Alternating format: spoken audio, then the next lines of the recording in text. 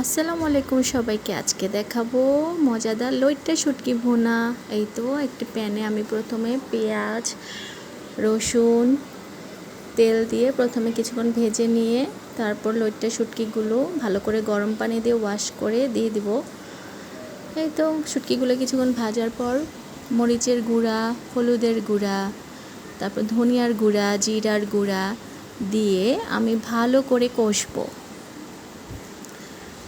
মশলাটার সাথে শুটকিগুলো ভালো করে কষালে শুটকিটার মধ্যে মশলাগুলি ঢুকে এবং শুটকিগুলো ভালো করে সিদ্ধ হয়, তারপর খেতে অনেক মজাদার হয়। এই তো দেখেন আমি লাল লাল করে ভেজে নিলাম, তারপর পরিমাণ মতো পানি দিয়ে নিব, পানি দিয়ে কিছুক্ষণ সিদ্ধ করে নেব। এই তো শুটকিটা আরও বেশি মজাদার করার জন্য আমি গাছের কিছু পুঁই শাকের পাতা ভালো করে ধুয়ে কুচিয়ে দিয়ে দিব, তাহলে লইট্টা শুটকি ভুনাটা খেতে অনেক মজা লাগবে।